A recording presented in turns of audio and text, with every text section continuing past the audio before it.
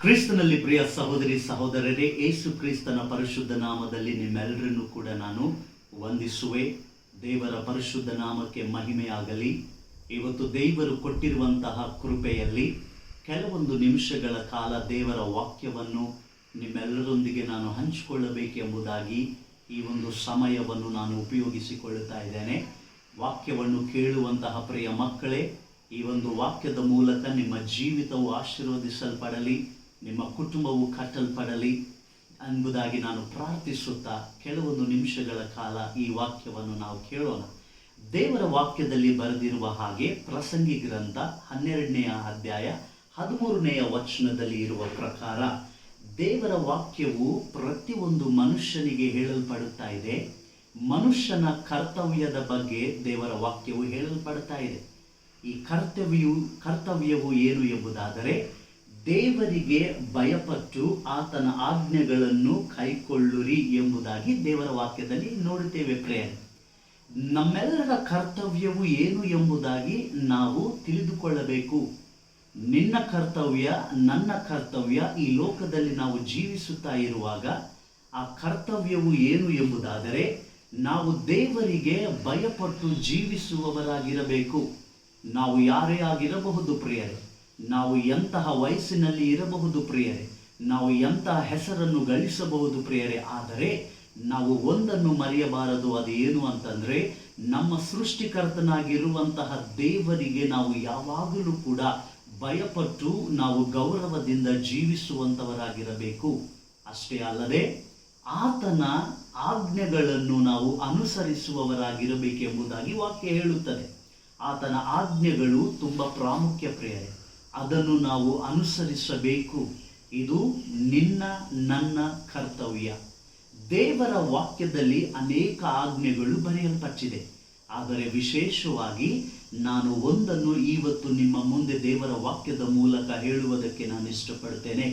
ಯೋಬನು ಬರೆದಂತಹ ಗ್ರಂಥ 22ನೇ ಅಧ್ಯಾಯ 21ನೇ ವಚನದಲ್ಲಿ ನಾವು ನೋಡುವ ಪ್ರಕಾರ, ಯೋಬನು ಬರೆದಂತಹ ಗ್ರಂಥ 22ನೇ ಅಧ್ಯಾಯ 21ನೇ ವಚನದಲ್ಲಿ ಇರುವಂತಹ ಈ ಆಜ್ಞೆಯನ್ನು ಇವತ್ತು ನಾವು ಧ್ಯಾನಿಸೋಣ.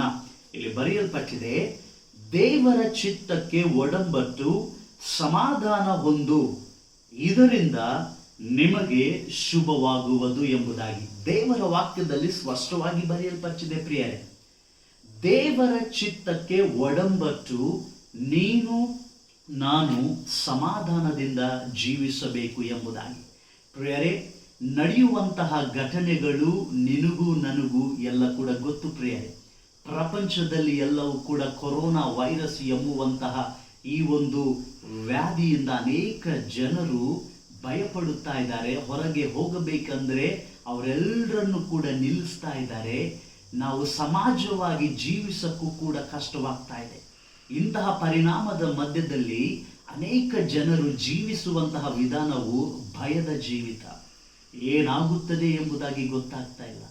ಕುಟುಂಬದಲ್ಲಿ ಭಯ, ಹೊರಗೆ ಹೋದರೆ ನಾನು ಒಳಗೆ ಬರುವಾಗ ಆರೋಗ್ಯವಾಗಿ ಬರುತ್ತೀನೋ ಇಲ್ವೋ ಎಂಬುದಾಗಿ ಭಯ, ಸಮಾಜದಲ್ಲಿ ಭಯ, ದೇಶದಲ್ಲಿ ಭಯ, ಪ್ರಪಂಚದಲ್ಲಿ ಭಯ. ಪ್ರಿಯರೇ, ಪ್ರತಿ ಹೃದಯವನ್ನು ಭಯ ಎಂಬುವಂಥದ್ದು ಹಿಡಿದುಕೊಂಡಿದೆ. ಆದರೆ ಇವತ್ತು ದೇವರ ವಾಕ್ಯದಲ್ಲಿ ನಾವು ನೋಡುವಾಗ ಆತನ ಆಜ್ಞೆಯು ಏನಂತಂದ್ರೆ, ದೇವರ ಚಿತ್ತಕ್ಕೆ ಒಡಂಬಟ್ಟು ಸಮಾಧಾನದಿಂದ ನಾವು ಇರಬೇಕು ಎಂಬುದಾಗಿ. ಇಲ್ಲಿ ಒಡಂಬಟ್ಟು ಎಂಬುವ ಪದವನ್ನು ನಾನು ನಿಮಗೆ ವಿವರಿಸುವುದಕ್ಕೆ ನಾನು ಇಷ್ಟಪಡುವೆ. ಇಂಗ್ಲಿಷ್ ಭಾಷೆಯಲ್ಲಿ ಅಕ್ವೈಂಟ್ ಎಂಬುದಾಗಿ ಬರೆದಿದೆ, ಕನ್ನಡ ಭಾಷೆಯಲ್ಲಿ ಒಡಂಬಟ್ಟು ಎಂಬುದಾಗಿ, ಇನ್ನೊಂದು ಟ್ರಾನ್ಸ್ಲೇಷನ್ ಅಲ್ಲಿ ಪರಿಚಿತರಾಗಿರ್ರಿ ಎಂಬುದಾಗಿ. ದೇವರಿಗೆ ನಾವು ಪರಿಚಿತರಾಗಿರಬೇಕಾದರೆ ನಮ್ಮ ಹೆಸರು, ನಮ್ಮ ವಿಲಾಸ, ನಮಗಿರುವಂತಹ ಧನ್ಯತೆಯ ವಿಷಯದಲ್ಲಿ ಪರಿಚಿತರಾಗುವಂಥದ್ದಲ್ಲ ಪ್ರಿಯರೇ. ನಾವು ಮನುಷ್ಯರಿಗೆ ಪರಿಚಿತ ಮಾಡಿಕೊಳ್ಳಬೇಕಾದರೆ ನಾನು ಯಾರು, ನಾನು ಎಲ್ಲಿಂದ ಬಂದಿದ್ದೇನೆ, ನಾನು ಯಾವ ಕೆಲಸ ಮಾಡ್ತಾ ಇದ್ದೇನೆ, ನಾನು ಏನು ಎಂಬುದಾಗಿ ನಾವು ಹೇಳಿಕೊಳ್ಳುತ್ತಾ ಪರಿಚಯ ಮಾಡಿಕೊಳ್ಳುತ್ತೇವೆ.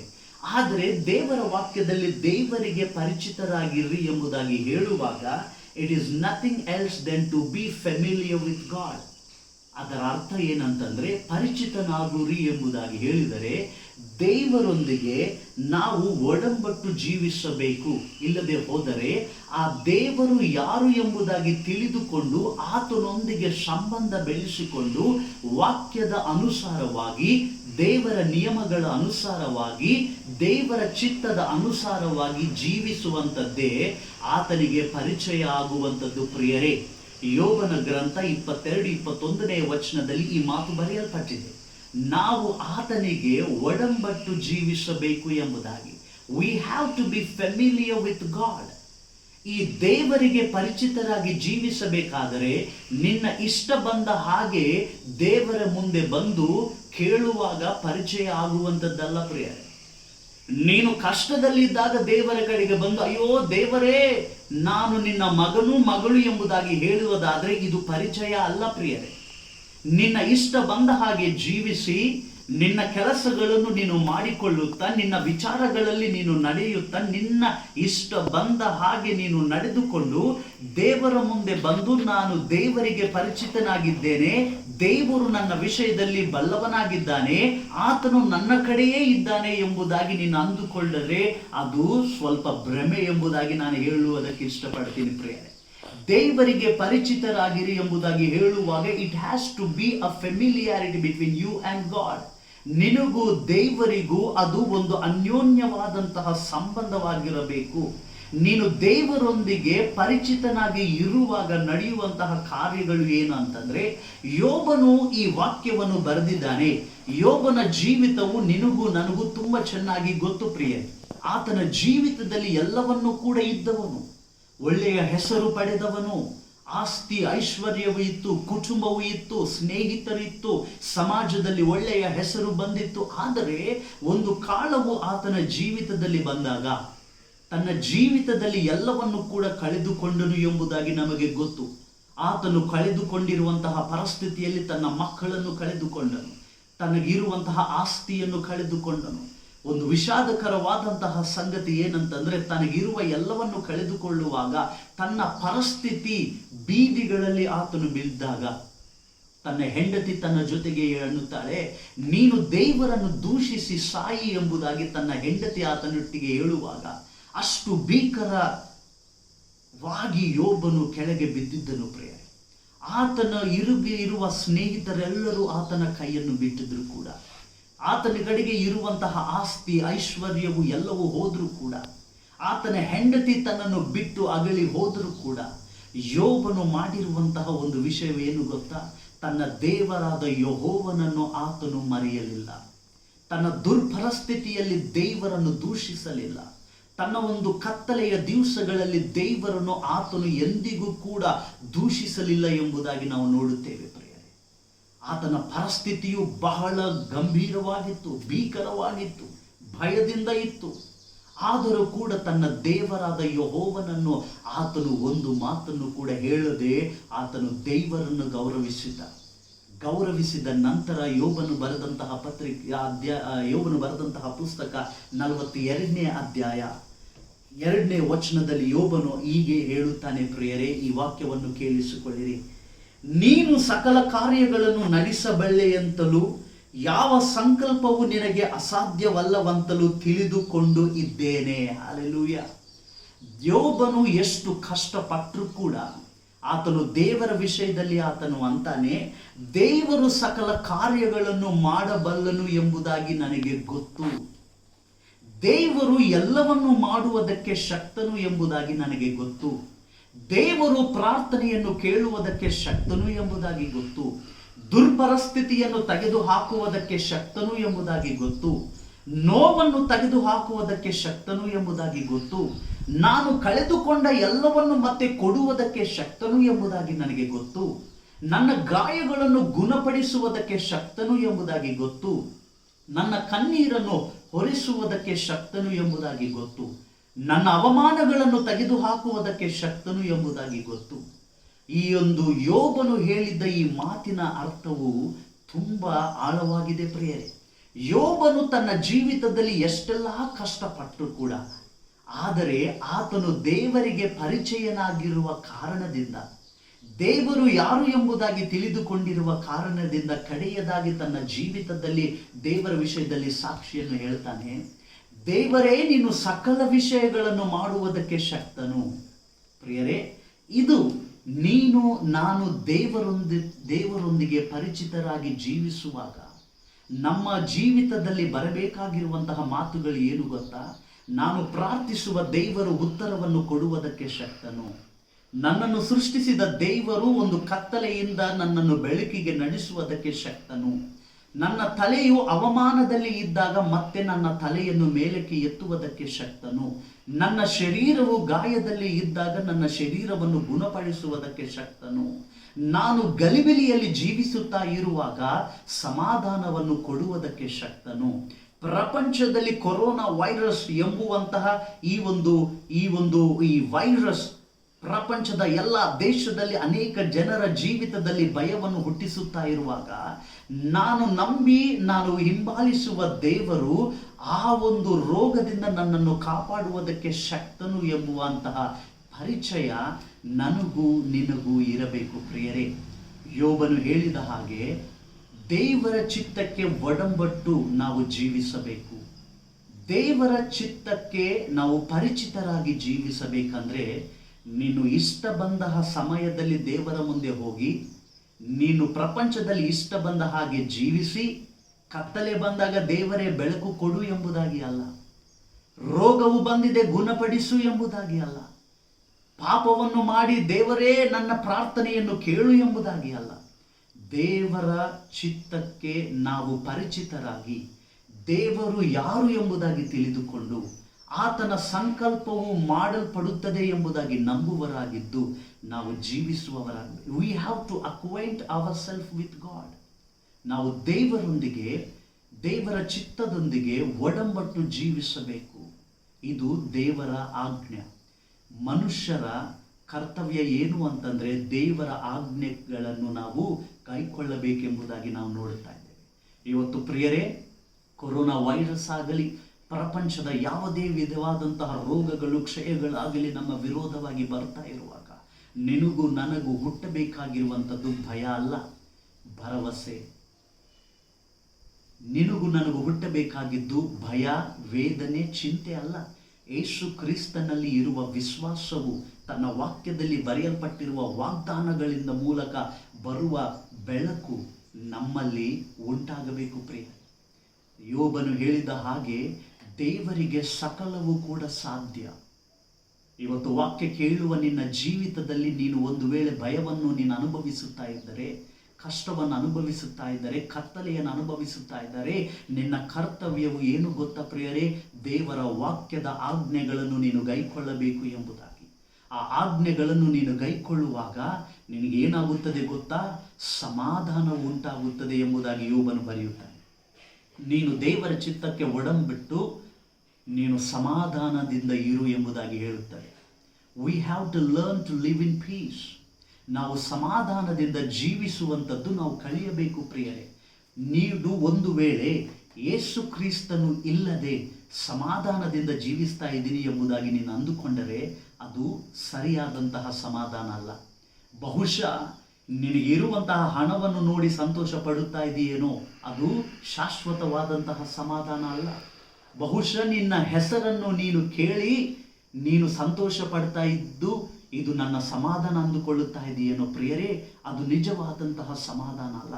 ಯೋಬನು ಹೇಳಿದ ಹಾಗೆ 22ನೇ ಅಧ್ಯಾಯ 21ನೇ ವಚನದಲ್ಲಿ ದೇವರ ಚಿತ್ತಕ್ಕೆ ಒಡಂಬಟ್ಟು ಸಮಾಧಾನವನ್ನು ಹೊಂದು. ಈ ಸಮಾಧಾನ, we have to live in peace. ನಾವು ಸಮಾಧಾನದಿಂದ ಜೀವಿಸಬೇಕು ಪ್ರಿಯರೇ. ನಾನು ಒಂದು ಸತ್ಯವನ್ನು ಇವತ್ತು ಹೇಳುತ್ತೇನೆ. ಪ್ರಪಂಚದಲ್ಲಿ ನೀನು ಎಲ್ಲೇ ಹೋದರೂ ಕೂಡ ಶಾಶ್ವತ ಸಮಾಧಾನ ನಿನಗೆ ಸಿಗುವಂಥದ್ದಿಲ್ಲ. ನೀನು ಎಷ್ಟೇ ಹಣವನ್ನು ಗಳಿಸಿದರೂ ಕೂಡ ನೀನು ಸಮಾಧಾನವನ್ನು ಪಡೆದುಕೊಳ್ಳುವವನಲ್ಲ. ಪ್ರಪಂಚದಲ್ಲಿ ನಿನ್ನ ಹೆಸರು ಎಲ್ಲ ಕಡೆಗೆ ಹೋದರೂ ಕೂಡ ನೀನು ಸಮಾಧಾನವನ್ನು ಪಡೆದುಕೊಳ್ಳುವಂಥ ಪರಿಸ್ಥಿತಿ ಅಲ್ಲ. ಆದರೆ ನಿನಗೆ ಶಾಶ್ವತ ಸಮಾಧಾನ, ನಿಜವಾದ ಸಮಾಧಾನವು ನಿನಗೆ ಬೇಕಾದರೆ ಅದು ಯೇಸು ಕ್ರಿಸ್ತನಲ್ಲಿ ಮಾತ್ರ ನಿನಗೆ ಸಿಗುವಂಥದ್ದಾಗಿದೆ. Because he is the prince of peace. ಆತನು ಸಮಾಧಾನದ ಕರ್ತನು ಎಂಬುದಾಗಿ ದೇವರ ವಾಕ್ಯದಲ್ಲಿ ಬರೆಯಲ್ಪಟ್ಟಿದೆ. ನೀನು ಯಾವಾಗ ದೇವರೊಟ್ಟಿಗೆ ನೀನು ಪರಿಚಿತನಾಗಿರುವಾಗ ಆತನು ನಿನ್ನ ಒಳಗಡೆ ಪ್ರವೇಶವಾಗುವನು. ಆತನ ಸಮಾಧಾನವು ನನ್ನ ಒಳಗಡೆ ಪ್ರವೇಶವಾಗುತ್ತದೆ. ಆ ಸಮಾಧಾನದಿಂದ ನಮ್ಮ ಸುತ್ತಲೂ ಎಷ್ಟೇ ಕಷ್ಟ ಬಂದರೂ ಕೂಡ ನಾವು ಸಮಾಧಾನವಾಗಿ ಜೀವಿಸುವುದಕ್ಕೆ ಸಾಧ್ಯ. ಪ್ರಪಂಚದಲ್ಲಿ ಎಷ್ಟೇ ಕತ್ತಲೆ ಬಂದರೂ ಕೂಡ ನಾವು ಸಮಾಧಾನದಿಂದ ಜೀವಿಸುವುದಕ್ಕೆ ಸಾಧ್ಯ. ಕಾರಣ ಯೇಸು ಕ್ರಿಸ್ತನು ನಿನ್ನಲ್ಲಿ ನನ್ನಲ್ಲಿ ಇರುವುದಕ್ಕೆ ಸಮಾಧಾನವೇ ನಮಗೆ ಪ್ರಾಮುಖ್ಯ. ಪ್ರಿಯ, we have to live in peace. ನಾವು ಸಮಾಧಾನದಿಂದ ಜೀವಿಸಬೇಕು. ಸಮಾಧಾನ ಅಂತಂದರೆ ಸುಮ್ಮನೆ ಏನೋ ನಮಗೆ ಇರುವಂತಹ ಪರಿಸ್ಥಿತಿಗಳ ಮೂಲಕ ಬರುವಂತಹ ಸಂತೋಷವಲ್ಲ.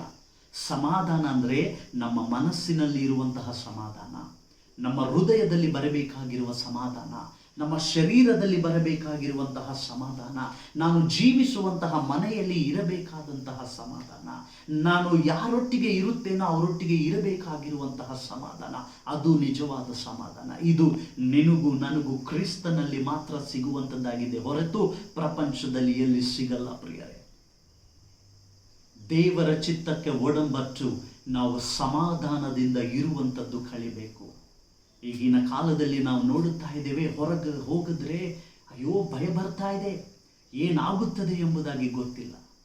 ಇನ್ನು ಎಷ್ಟು ದಿವಸಗಳು ಈ ಒಂದು ಕಾಲ ಎಂಬುದಾಗಿ ಗೊತ್ತಿಲ್ಲ. ಯಾರನ್ನು ಮುಟ್ಟಬೇಕೋ ಗೊತ್ತಿಲ್ಲ, ಯಾರೊಟ್ಟಿಗೆ ಮಾತಾಡಬೇಕೋ ಗೊತ್ತಿಲ್ಲ. ಅಯ್ಯೋ ನಾನು ಅವರೊಟ್ಟಿಗೆ ಹೋದರೆ ಏನಾದರೂ ಆಗುತ್ತದೆ ಏನೋ ಅಂತ ಭಯ. ಕೆಲವೊಂದು ಜನರಿಗೆ ಮಾನಸಿಕವಾಗಿ ಅವರು ಸಮಾಧಾನವನ್ನು ಕಳೆದುಕೊಂಡು ಅವರು ತನ್ನ ಪ್ರಾಣವನ್ನೇ ಅರ್ಪಿಸಿರುವಂತಹ ದಿವಸಗಳಿದ್ದಾವೆ. ಪ್ರಿಯರೇ, Germany finance minister, because of the economy collapse, he has committed suicide because there was no peace in him that it will be stabilized by Jesus. ಜರ್ಮನಿಯ ದೇಶದ ಆರ್ಥಿಕ ವ್ಯವಸ್ಥೆಯಲ್ಲಿ ಇರುವಂತಹ ಮಂತ್ರಿ ಒಬ್ಬರು ಏನು ಮಾಡಿದ್ರು ಗೊತ್ತಾ? ಪ್ರಪಂಚದಲ್ಲಿ ನಡೆಯುತ್ತಿರುವಂತಹ ಈ ಒಂದು ಭಯಂಕರವಾಗಿ ಇರುವ ದಿವಸಗಳಲ್ಲಿ ಎಕಾನಮಿ ಏನಾಗುತ್ತದೋ ಎಂಬುದಾಗಿ ಗೊತ್ತಿಲ್ಲದೆ ತನ್ನನ್ನು ತಾನು ಆತ್ಮಹತ್ಯೆ ಮಾಡಿಕೊಂಡು ಸತ್ತನು ಎಂಬುದಾಗಿ ನ್ಯೂಸ್ಗಳಲ್ಲಿ ನಾವು ನೋಡಿದ್ದೇವೆ. ಪ್ರಿಯ, ಯಾಕೆ ಇದು? ಯಾಕೆ ಅಂದರೆ ಆತನಲ್ಲಿ ನಿರೀಕ್ಷೆ ಇಲ್ಲ, ಆತನಲ್ಲಿ ಸಮಾಧಾನ ಇಲ್ಲ, ಆತನಿಗೆ ಭರವಸೆ ಇಲ್ಲ. ಒಂದು ದಿನ ಇದು ಸರಿ ಆಗುತ್ತದೆ, ಇಲ್ಲದೆ ಹೋದರೆ ಯೇಸು ಕ್ರಿಸ್ತನ ಮೂಲಕ ನನಗೂ ಒಳ್ಳೆಯದಾಗುತ್ತದೆ, ದೇಶಕ್ಕೆ ಹಿತವಾಗುತ್ತದೆ, ಜನರಿಗೆ ಒಳ್ಳೆಯದಾಗುತ್ತದೆ ಎಂಬುವ ಭರವಸೆ ಇಲ್ಲದೆ ತನ್ನ ಪ್ರಾಣವನ್ನು ತಾನು ಕಳೆದುಕೊಂಡ. ಇದು ಪ್ರಪಂಚದಲ್ಲಿ ನಡೀತಾ ಇದೆ. ಪ್ರಿಯ, ಇವತ್ತು ನಾನು ನಿನಗೆ ಹೇಳುವಂತಹ ಒಂದು ಮಾತು ಏನು ಗೊತ್ತಾ? ಗಲಿಬಿಲಿ ಆಗಬೇಡ, ಭಯ ಹೊಂದಬೇಡ, ಚಿಂತೆ ಮಾಡಬೇಡ. ಯಾಕೆ ಗೊತ್ತಾ? ನಿನ್ನನ್ನು ಸೃಷ್ಟಿಸಿದ ದೇವರು ಇನ್ನು ನಿನ್ನ ಪಕ್ಷದಲ್ಲಿ ಇದ್ದಾನೆ. ನಿನ್ನ ಮೊರೆಯನ್ನು ಕೇಳುವ ದೇವರು ಇನ್ನು ಉತ್ತರಗಳನ್ನು ಕೊಡ್ತಾ ಇದ್ದಾನೆ. ಆ ದೇವರು ಯೇಸು ಕ್ರಿಸ್ತನು. ಪ್ರಿಯರೇ, ಆತನನ್ನು ನೀನು ಆಹ್ವಾನಿಸಿಕೊಳ್ಳುವಾಗ ಆತನ ಮೂಲಕ ನಿನ್ನ ಹೃದಯದಲ್ಲಿ, ನಿನ್ನ ಕುಟುಂಬದಲ್ಲಿ ಸಮಾಧಾನವು ಬರುವಂಥದ್ದಾಗಿದೆ. ಆತನು ಎಲ್ಲಿ ಇರುತ್ತಾನೋ ಅಲ್ಲಿ ಬೆಳಕಿರುತ್ತದೆ, ಎಲ್ಲಿ ಬೆಳಕಿರುತ್ತದೋ ಅಲ್ಲಿ ಕತ್ತಲೆ ಇರಲ್ಲ. ದೇವರು ಎಲ್ಲಿ ಇರುತ್ತಾನೋ ಅಲ್ಲಿ ಸಮಾಧಾನ ಇರುತ್ತದೆ, ಅಲ್ಲಿ ಅಸಮಾಧಾನ ಇರಲ್ಲ. ದೇವರು ಎಲ್ಲಿ ಇರುತ್ತಾನೋ ಅಲ್ಲಿ ಆಶೀರ್ವಾದಗಳಿರುತ್ತದೆ, ಅಲ್ಲಿ ಶಾಪಗಳಿರಲ್ಲ. ಪ್ರಿಯರೇ, ದೇವರು ನಿನ್ನ ಒಳಗಡೆ ನೀನು ಪ್ರವೇಶಿಸಿಕೊಳ್ಳುವಾಗ ಆತನ ಮೂಲಕ ಬರುವ ಆಶೀರ್ವಾದವು ಪ್ರವೇಶವಾಗುತ್ತದೆ, ಆತನ ಮೂಲಕ ಬರುವ ಸಮಾಧಾನವು ಪ್ರವೇಶವಾಗುತ್ತದೆ, ಆತನ ಮೂಲಕ ಬರುವಂತಹ ಒಳ್ಳೆಯ ಲಾಭಗಳು, ಶುಭವು ನಿನ್ನಲ್ಲಿ ಬರುವಂಥದ್ದಾಗಿದೆ. ಯೋಬನು ಹೇಳಿದ ಹಾಗೆ ನಾವು ದೇವರ ಚಿತ್ತಕ್ಕೆ ಒಡಂಪಟ್ಟು ಸಮಾಧಾನವನ್ನು ಹೊಂದಬೇಕು. ಇವತ್ತು ಗಲಿಬಿಲಿಯಲ್ಲಿ ಇದ್ದೀರಾ, ಭಯದಲ್ಲಿದ್ದೀರಾ? ನನ್ನ ಮಾತನ್ನು ಕೇಳಿಸಿಕೊಳ್ಳಿರಿ. ಯೇಸುವಿನೊಟ್ಟಿಗೆ ನೀನು ಪರಿಚಿತನಾಗಿದ್ದು ಆತನ ಮೂಲಕ ಬರುವ ಸಮಾಧಾನವನ್ನು ನೀನು ಹೊಂದಿಕೋ. ಇದರ ಮೂಲಕ ಏನಾಗುತ್ತದೆ ಎಂಬುದಾಗಿ ನಾನು ಹೇಳ್ತೀನಿ. ಪ್ರಿಯರೇ, ದೇವರ ಚಿತ್ತಕ್ಕೆ ಒಡಂಬಟ್ಟು ಸಮಾಧಾನವನ್ನು ಹೊಂದು, ಇದರಿಂದ ನಿನಗೆ ಶುಭವಾಗುವುದು. ಹಾಲೆಲೂಯಾ. ಪ್ರಿಯರೇ, ಇದರ ಮೂಲಕ ನಿನಗೂ ನನಗೂ ಶುಭವಾಗುತ್ತದೆ ಎಂಬುದಾಗಿ ದೇವರ ವಾಕ್ಯದಲ್ಲಿ ಬರೆದಿದೆ. 23ನೇ ಕೀರ್ತನೆಯಲ್ಲಿ ದಾವೀದನಂತಾನೆ, ನಿತ್ಯವೂ ಶುಭವು ನನ್ನನ್ನು ಹಿಂಬಾಲಿಸುತ್ತದೆ ಎಂಬುದಾಗಿ. ದೇವರ ಶುಭವು ಇವತ್ತು ಎಲ್ಲ ಜನರಿಗೆ ತುಂಬ ಬೇಕಾಗಿದೆ. ಪ್ರಿಯರೇ, ದೇವರ ಸಮಾಧಾನವು ಅನೇಕ ಜನರಿಗೆ ಬೇಕಾಗಿದೆ. ಈ ಶುಭವು, ಸಮಾಧಾನವು ನಿನಗೂ ನನಗೂ ಬೇಕಾದರೆ ನಾವು ಮಾಡಬೇಕಾಗಿದ್ದೇನು ಗೊತ್ತಾ? ದೇವರ ಚಿತ್ತಕ್ಕೆ ನಾವು ಒಡಂಬಟ್ಟಬೇಕು. ದೇವರಿಗೆ ಪರಿಚಿತರಾಗಿದ್ದು ದೇವರು ಏನು ಮಾಡುವುದಕ್ಕೆ ಶಕ್ತನೋ ನಾವು ಅದನ್ನು ನೆನೆಸಿಕೊಳ್ಳು, ನಮ್ಮ ವಿಶ್ವಾಸವನ್ನು ಕಟ್ಟಿಕೊಳ್ಳುತ್ತಾ ಕತ್ತಲೆಯ ದಿವಸಗಳನ್ನು ನಾವು ಜಯಿಸಿ ಮುಂದಕ್ಕೆ ಹೋಗಬೇಕು. ದೇವರ ಸಂಕಲ್ಪವು ತಿಳಿದುಕೊಂಡು ನಾವು ಏನೇ ಬಂದರೂ ಕೂಡ ಅದನ್ನು ಜಯಿಸಿ ಸಾಗಿಸಿ ನಾವು ಮುಂದೆ ಹೋಗುವಂತಹ ವಿಶ್ವಾಸ ವೀರರಾಗಿ ನಾವು ಜೀವಿಸಬೇಕೇ ಹೊರತು ಭಯದಿಂದ ಜೀವಿಸುವವರಾಗಿರಬಾರದು, ಸೋಲಿನಲ್ಲಿ ಜೀವಿಸುವವರಾಗಿರಬಾರದು, ಅವಮಾನದಲ್ಲಿ ಜೀವಿಸುವವರಾಗಿರಬಾರದು, ಕತ್ತಲೆಯಲ್ಲಿ ಜೀವಿಸುವವರಾಗಿರಬಾರದು. ಪ್ರಿಯರೇ, ನೀನು ದೇವರಿಗೆ ಒಡಂಬಟ್ಟುವಾಗ, ನೀನು ಸಮಾಧಾನದಿಂದ ಜೀವಿಸುವಾಗ, ಇಲ್ಲಿ ದೇವರ ವಾಕ್ಯದಲ್ಲಿ ಬರೆಯಲ್ಪಡ್ತಾ ಇದೆ, ಇದರಿಂದ ನಿನಗೆ ಶುಭವಾಗುವುದು ಎಂಬುದಾಗಿ. ಒಂದು ಉದಾಹರಣೆ ಹೇಳ್ತೀನಿ ಪ್ರಿಯರೇ. ಹಳೆ ಒಡಂಬಡಿಕೆಯಲ್ಲಿ 17 ವರ್ಷದ ಒಬ್ಬ ಹುಡುಗ, ಆತನ ಹೆಸರು ಯೋಸೇಫನು. ತನಗಿರುವಂತಹ ಸ್ವಂತ ಅಣ್ಣರೆಲ್ಲರೂ ಕೂಡ ಕುಟುಂಬಸ್ಥರು ಆತನ ವಿರೋಧವಾಗಿ ಎದ್ದು ಬಂದರು. ಆತನೊಟ್ಟಿಗೆ ಸಮಾಧಾನದಿಂದ ಮಾತಾಡುವವರು ಕೂಡ ಯಾರು ಇರಲಿಲ್ಲ. ತಂದೆಯ ಪ್ರೀತಿಯನ್ನು ಹೊಂದಿರುವಂತಹ ಮಗ, ತಂದೆಯ ಪ್ರೀತಿಯಲ್ಲಿ ಜೀವಿಸಿರುವಂತಹ ಮಗ, ಆದರೆ ಆ ಮಗನ ವಿರೋಧ, ತನ್ನ ಸ್ವಂತ ಅಣ್ಣವರು ಎಲ್ಲರೂ ಕೂಡ ವಿರೋಧವಾಗಿ ಬಂದು ಆತನ ಜೀವಿತವನ್ನು ನಾಶ ಮಾಡಬೇಕೆಂಬುದಾಗಿ ಯೋಚಿಸಿದರು. ದೇವರು ಆ ಮಗನ ಜೀವಿತದಲ್ಲಿದ್ದ. ದೇವರು ಆ ಮಗನ ಮುಖಾಂತರ ಏನು ಮಾಡಬೇಕು ಎಂಬುದಾಗಿ ಒಳ್ಳೆಯ ಆಲೋಚನೆಗಳು, ಸಂಕಲ್ಪಗಳನ್ನು ದೇವರು ಇಟ್ಟುಕೊಳ್ಳುವಾಗ ಕನಸುಗಳನ್ನು ಕೊಟ್ಟ. ಆ ಕನಸುಗಳು ಎಲ್ರಿಗೂ ಕೂಡ ಗೊತ್ತು. ಆ ಕನಸುಗಳು ನೆನಸಾಗಬಾರದು ಎಂಬುದಾಗಿ ಯೋಸೇಫನ ಸ್ವಂತ ಕುಟುಂಬವೇ ತನ್ನ ವಿರೋಧ ಬಂದು ಆತನನ್ನು ಸಾಯಿಸುವುದಕ್ಕೆ ಪ್ರಯತ್ನಿಸಿದರು. ಇವನನ್ನು ನಾವು ಸಾಯಿಸಿದರೆ ಇವನ ಕನಸುಗಳು ಹೇಗೆ ನೆನಸಾಗುತ್ತದೆ ಎಂಬುದಾಗಿ ಮೂರ್ಖರ ಆಲೋಚನೆಗಳನ್ನು ಅವರು ಹೊಂದರು. ಪ್ರಿಯರೇ, ಒಂದು ವೇಳೆ ನಿನ್ನ ಜೀವಿತದಲ್ಲಿ ನೀನು ಮೇಲೆ ಬರಬಾರದು ಎಂಬುದಾಗಿ ಯಾರಾದರೂ ಆಲೋಚನೆ ಮಾಡ್ತಾ ಇದ್ದರೆ, ನೀನು ನಿನ್ನ ಜೀವಿತದಲ್ಲಿ ಒಳ್ಳೆಯದಾಗಬಾರದೆಂದು ಯಾರಾದರೂ ಆಲೋಚನೆ ಮಾಡ್ತಾ ಇದ್ದರೆ ಭಯಪಡಬೇಡಿರಿ ಪ್ರಿಯರೇ. ಯೋಸೇಫನನ್ನು ನೀನು ಸ್ವಲ್ಪ ಆಲೋಚನೆ ಮಾಡು.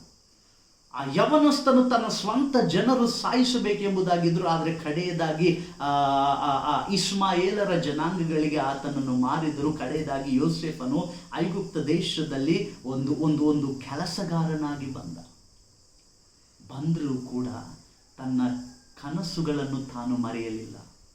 ದೇವರ ವಾಕ್ಯದಲ್ಲಿ ಬಂದಿದೆ, he was always thinking, how can I sin against my God. ತನಗೆ ಗೊತ್ತಿಲ್ಲದಂತಹ ಜನರ ಮಧ್ಯದಲ್ಲಿ ಜೀವಿಸಿದ್ರು ಕೂಡ ಯೋಸೇಫನ ಆಲೋಚನೆಗಳು ಏನಿತ್ತು ಗೊತ್ತಾ ಪ್ರಿಯರೇ? ಭಯದಲ್ಲಿ ಆತನು ಜೀವಿಸಲಿಲ್ಲ, ಚಿಂತೆಯಲ್ಲಿ ಆತನು ಜೀವಿಸಲಿಲ್ಲ. ಆತನು ಜೀವಿಸಿರುವಂತಹ ವಿಧಾನವೇ ಹೇಗಿತ್ತು ಗೊತ್ತಾ? ನಾನು ದೇವರ ಮುಂದೆ ಹೇಗೆ ಪಾಪ ಮಾಡಲಿ ಅಂದರೆ ತಾನು ಯಾವಾಗಲೂ ಕೂಡ ದೇವರ ವಿಷಯದಲ್ಲಿ ಧ್ಯಾನಿಸುವವನಾಗಿದ್ದ. ಇವತ್ತು ನನ್ನ ಮಾತುಗಳನ್ನು ಕೇಳುವ ನನ್ನ ಪ್ರಿಯ ಕುಟುಂಬಗಳೇ, ಒಂದು ವೇಳೆ ನಿನ್ನ ಜೀವಿತದಲ್ಲಿ ಇಂತಹ ಪರಿಸ್ಥಿತಿಗಳು ಎದ್ದು ಬರ್ತಾ ಇರಬಹುದು. ವೈಯಕ್ತಿಕವಾಗಿ, ಸೇವೆಯಲ್ಲಿ, ಕುಟುಂಬದಲ್ಲಿ, ಆರೋಗ್ಯದ ವಿಷಯದಲ್ಲಿ, ಸಮಾಜದಲ್ಲಿ, ಸಭೆಯಲ್ಲಿ, ನಿನ್ನ ಸ್ವಂತ ಜನರಲ್ಲಿ, ನಿನ್ನ ಸ್ವಂತ ಸ್ನೇಹಿತರಲ್ಲಿ, ನಿನ್ನ ಸ್ವಂತ ಕುಟುಂಬದಲ್ಲಿ ಇಂತಹ ಪರಿಸ್ಥಿತಿಗಳು ನಿನಗೆ ಬರ್ತಾ ಇದ್ರೂ ಕೂಡ ಇವತ್ತು ನಾನು ಹೇಳ್ತಾ ಇದ್ದೀನಿ, ಅದರ ವಿಷಯದಲ್ಲಿ ನೀನು ಚಿಂತಿಸಬೇಡ. ನೀನು ಚಿಂತಿಸಬೇಕಾಗಿದ್ದು ಏನು ಗೊತ್ತಾ? ದೇವರ ಪ್ರಸನ್ನತೆ ನನ್ನೊಟ್ಟಿಗೆ ಇದೆನಾ ಇಲ್ವಾ ಎಂಬುದಾಗಿ. ನಿನ್ನ ವಿರೋಧ ಯಾರು ಎದುರು ಬಂದರೂ ಕೂಡ ನೀನು ಒಂದನ್ನು ಮಾತ್ರ ನೆನಪಿಟ್ಟುಕೊ, ನಿನ್ನ ದೇವರಾದ ಯೆಹೋವನು ನಿನ್ನೊಟ್ಟಿಗೆ ಇರುತ್ತಾನೆ. ಆತನ ಮಾರ್ಗಗಳಲ್ಲಿ ನೀನು ಜೀವಿಸ್ತಾ ಇರು. ಕಡೆಯದಾಗಿ ನಡೆದಿದ್ದು ಏನು ಪ್ರಿಯರೇ? ಯಾರು ತಿಳಿದುಕೊಂಡರೋ ಇವನ ಕನಸುಗಳು ಬರಬಾರದು ಎಂಬುದಾಗಿ ಕೆಟ್ಟದ್ದನ್ನು ಬಯಸಿ ಯೋಸೇಫನನ್ನು ಸಾಯಿಸಬೇಕೆಂಬುದಾಗಿ ಮಾರಿದರು. ಒಂದು ದಿವಸವು ಬಂತು. ಆ ದಿವಸವು ಬಂದಿದ್ದ ಕೂಡಲೇ ಅಣ್ಣ ಅವರೆಲ್ಲರೂ ಕೂಡ ಯೋಸೇಫನ ಮುಂದೆ ಮೊಣಕಾಲನ್ನು ಉರಿದಿದ್ದರು, ತಲೆಗಳನ್ನು ಬಗ್ಗಿಸಿದರು ಎಂಬುದಾಗಿ. ಯಾಕೆ ಗೊತ್ತಾ? ದೇವರು ಯೋಸೇಫನೊಟ್ಟಿಗೆ ಇರುವ ಕಾರಣ ಯೋಸೇಫನ ಕನಸುಗಳನ್ನು ದೇವರು ನೆನಸು ಮಾಡಿದನು. ಯಾಕೆ ಈ ಮಾತು ಹೇಳ್ತಾ ಇದ್ದೀನಿ ಅಂತಂದರೆ, ದೇವರ ಸಂಕಲ್ಪಗಳನ್ನು ನಾವು ತಿಳಿದುಕೊಂಡು ತನ್ನ ವಾಕ್ಯದ ಪ್ರಕಾರವಾಗಿ ಜೀವಿಸುವವರಾಗಿರಬೇಕು ಪ್ರಿಯರೇ. ರೋಗಗಳು ಬರಬಹುದು, ಕಷ್ಟಗಳು ಬರಬಹುದು, ಕತ್ತಲೆಗಳು ಬರಬಹುದು. ಇವತ್ತಿನ ಕಾಲದಲ್ಲಿ ಕೊರೋನಾ ವೈರಸ್ ಎಂಬುವಂತಹ ಈ ಒಂದು ಭಯಂಕರವಾದ ರೋಗಗಳು ಬಂದಿದೆ. ಇದಕ್ಕಿಂತಲೂ ಭಯಂಕರವಾದ ದಿವಸಗಳು ಬರಬಹುದು. ಇಂತಹ ಮಧ್ಯದಲ್ಲಿ ನಿನಗೂ ನನಗೂ ಬೇಕಾಗಿರುವಂಥದ್ದು ಏನು ಗೊತ್ತಾ? ದೇವರ ಮೇಲೆ ವಿಶ್ವಾಸ, ಆತನ ಸಂಕಲ್ಪಗಳು ಏನು ಎಂಬುದಾಗಿ ನಾವು ತಿಳಿದುಕೊಂಡು ಸಮಾಧಾನವನ್ನು ಹೊಂದಿ ಆತನ ಶುಭವನ್ನು ನಾವು ಹೊಂದಿಕೊಂಡು ಜೀವಿಸಬೇಕು. ಇದೆಲ್ಲವೂ ಕೂಡ ನಡೆಯುವಾಗಲೂ ಕೂಡ ಯೋಸೇಫನು ಮಾಡಿದ್ದು ಏನು ಅಂತ ನಾನು ಒಂದು ವಿಷಯವನ್ನು ಹೇಳಿ ನಾನು ಪ್ರಾರ್ಥಿಸ್ತೀನಿ ಪ್ರಿಯರೇ. ಯೋಸೇಫನ ಕನಸುಗಳು ನೆನಸಾಗಬಾರದು ಎಂಬುದಾಗಿ ಅಣ್ಣ ತಮ್ಮರೆಲ್ಲರೂ ಆಲೋಚನೆ ಮಾಡಿದ್ರು ಕೂಡ ಯೋಸೇಫನು ದೇವರ ಸಂಕಲ್ಪವನ್ನು ಹೊಂದಿದ್ದವನಾಗಿರುವ ಕಾರಣ ಆತನು ಸಮಾಧಾನವನ್ನು ಹೊಂದಿ ದೇವರ ಚಿತ್ತಕ್ಕೆ ಒಡಂಬಟ್ಟು ಜೀವಿಸಿರುವ ಕಾರಣ ಆದಿಕಾಂಡವು 50ನೇ ಅಧ್ಯಾಯ 20ನೇ ವಚನದಲ್ಲಿ ಯೋಸೇಫನು ಒಂದು ಸುಂದರವಾದ ಮಾತಂತಾನೆ. ಅದು ಏನು ಗೊತ್ತಾ? ನೀವಂತೂ ನನಗೆ ಕೇಡಾಗಬೇಕೆಂದು ಎನಿಸಿದರು, ಆದರೆ ದೇವರು ಮೇಲಾಗಬೇಕೆಂದು ಸಂಕಲ್ಪಿಸಿದನು ಎಂಬುದಾಗಿ. ಹಲ್ಲೆಲೂಯಾ.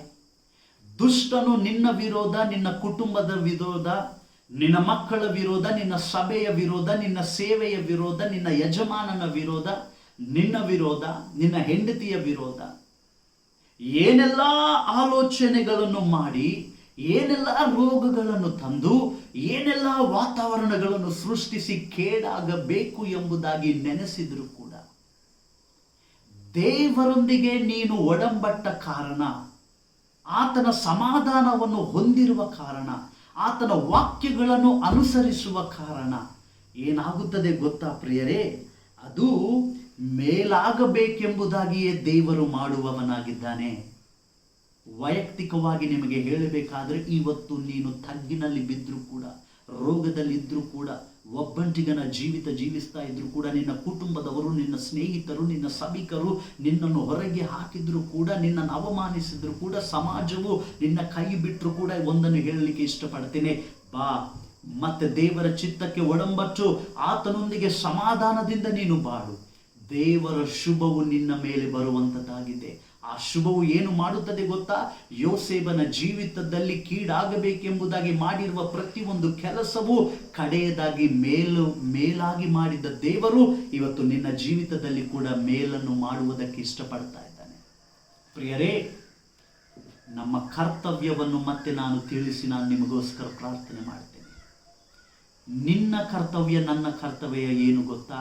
ದೇವರಿಗೆ ಭಯಪಟ್ಟು ಆತನ ಆಜ್ಞೆಗಳನ್ನು ಕೈಕೊಂಡು ಜೀವಿಸುವಂಥದ್ದೇ. ಇವತ್ತು ನಿನ್ನ ಜೀವಿತ ಹೇಗಿದೆ? ನೀನು ನಿಜವಾಗಿ ದೇವರಿಗೆ ಭಯಪಡ್ತಾ ಇದೆಯಾ? ಪಾಸ್ಟ್ರೇ, ನಾನು ಹುಟ್ಟಿದಾಗಲಿಂದ ಕೂಡ ಕ್ರೈಸ್ತನು ಪಾಸ್ಟ್ರೇ, ನಾನು ಹಾಡುಗಳನ್ನು ಹಾಡುವವನು, ಪಾಸ್ಟ್ರೇ, ನಾನು ವಾದ್ಯಗಳನ್ನು ಬಾರಿಸುವವನು, ಪಾಸ್ಟ್ರೇ, ನಾನು ಆರಾಧನೆ ನಡೆಸುವವನು, ಪಾಸ್ಟ್ರೇ, ನಾನು ವಾಕ್ಯವನ್ನು ಹೇಳುವವನು, ಪಾಸ್ಟ್ರೇ, ನಾನು ಸಭೆಯನ್ನು ನಡೆಸುವವನು, ಪಾಸ್ಟ್ರೇ, ನಾನು ದರ್ಶನವನ್ನು ಹೊಂದಿದ್ದವನು, ಪಾಸ್ಟ್ರೇ, ನಾನು ಎಲ್ಲ ಪ್ರಪಂಚದಲ್ಲಿ ತಿರುಗಾಡ್ತಾ ಇದ್ದೇನೆ, ಪಾಸ್ಟ್ರೇ, ನಾನು ಎಲ್ಲವನ್ನೂ ಮಾಡ್ತಾ ಇದ್ದೇನೆ ಅಂತಂದು ಒಂದು ವೇಳೆ ದೇವರಿಗೆ ನೀನು ಭಯಪಟ್ಟು ಜೀವಿಸ್ತಾ ಇಲ್ಲ ಅಂತಂದರೆ ಪ್ರಿಯರೇ, ಇದು ತುಂಬ ದುಃಖಕರವಾದ ಸಂಗತಿ. ಒಂದು ವೇಳೆ ನೀನು ಈ ಪರಿಸ್ಥಿತಿಯಲ್ಲಿದ್ದರೆ ದೇವರಿಗೆ ಭಯಪಟ್ಟು ಜೀವಿಸುವಂಥದ್ದು ನೀನು ಕಲಿ. ದೇವರಿಗೆ ಬೇಕಾಗಿದ್ದು ನಮ್ಮ ತಲಾಂತಲ್ಲ ಪ್ರಿಯ. ದೇವರಿಗೆ ಬೇಕಾಗಿದ್ದು ನಮ್ಮ ಅಂದ ಚಂದವಲ್ಲ. ದೇವರಿಗೆ ಬೇಕಾಗಿದ್ದು ನಾನು ಏನು ಮಾಡಬಲ್ಲೆ ಎಂಬುದಾಗಿ ಅಲ್ಲ. ದೇವರಿಗೆ ಬೇಕಾಗಿದ್ದು ಏನು ಗೊತ್ತಾ? ಆತನ ಚಿತ್ತಕ್ಕೆ, ಆತನ ವಾಕ್ಯವನ್ನು ಕೈಕೊಂಡು ಜೀವಿಸಬೇಕು ಎಂಬುದಾಗಿ. ನನಗೆ ನೆನಪಿದೆ ಪ್ರಿಯರೇ, ಹಳೆ ಒಡಂಬಡಿಕೆಯಲ್ಲಿ ದೇವರು ತನ್ನ ಮಂದಿರವನ್ನು ಕಟ್ಟುತ್ತಾ ಇರುವಾಗ, ತನ್ನ ಗುಡಾರವನ್ನು ಕಟ್ತಾ ಇರುವಾಗ ತನ್ನ ಆತ್ಮನನ್ನು ಕೆಲವೊಂದು ಜನರ ಮೇಲೆ ಕರೆಸಿ ಕೆಲವೊಂದು ಕಾರ್ಯಗಳನ್ನು ಮಾಡಿಸಿದ್ದಾನೆ. ದೇವರಿಗೆ ಕೆಲಸ ಮಾಡಿಸಿಕೊಳ್ಳಬೇಕಾದ್ರೆ ನಿನ್ನನ್ನು ತೆಗೆದು ಮತ್ತೊಬ್ಬರನ್ನು ಯಾರನ್ನಾದರೂ ದೇವರು ಹಾರಿಸಿಕೊಂಡು ಅಭಿಷೇಕಿಸಿ ತನ್ನ ಕೆಲಸಗಳನ್ನು ಮಾಡಿಕೊಳ್ತಾನೆ. ಅದಕ್ಕೆ ನಿನ್ನ ಸ್ಥಾನವನ್ನು ನೋಡಿ ನೀನು ಗರ್ವ ಪಡಬೇಡ. ದೇವರಿಗೆ ಭಯಪಟ್ಟು ಜೀವಿಸು. ದೇವರ ವಾಕ್ಯಗಳನ್ನು ಅನುಸರಿಸಿ ಜೀವಿಸು. ದೇವರ ವಾಕ್ಯ ಏನು ಹೇಳುತ್ತದೋ ಅದನ್ನು ಕೇಳಿ ನಿನ್ನ ಹೃದಯದಲ್ಲಿ ಅದನ್ನು ಅಂಗೀಕರಿಸಿ ನಿನ್ನ ಶರೀರದ ನಡತೆಯನ್ನು ಪರಿಶುದ್ಧಗೊಳಿಸಿಕೊ. ಇದು ನಿನ್ನ ಕರ್ತವ್ಯ, ನನ್ನ ಕರ್ತವ್ಯ. ದೇವರಿಗೆ ಭಯಪಟ್ಟು ಜೀವಿಸಬೇಕು. ದೇವರಿಗೆ ಗೌರವವನ್ನು ನೀಡಿ ಜೀವಿಸಬೇಕು. ದೇವರಿಗೆ ನಾವು ಆರಾಧನೆಯನ್ನು ಸಲ್ಲಿಸುತ್ತಾ, ಸ್ತುತಿಗಳನ್ನು ಸಲ್ಲಿಸುತ್ತಾ, ಯಜ್ಞಗಳನ್ನು ಸಲ್ಲಿಸುತ್ತಾ ನಾವು ದೇವರಿಗೆ ನಾವು ಜೀವಿಸಬೇಕು. ಅಷ್ಟೇ ಅಲ್ಲದೆ ದೇವರ ಆಜ್ಞೆಗಳನ್ನು ನಾವು ಕೈಕೊಳ್ಳುತ್ತಾ ಜೀವಿಸಬೇಕು. ಇದು ಕರ್ತವ್ಯ, ನಿನ್ನ ಕರ್ತವ್ಯ, ನನ್ನ ಕರ್ತವ್ಯ. ಇದನ್ನು ಮರಿಬಾರದು.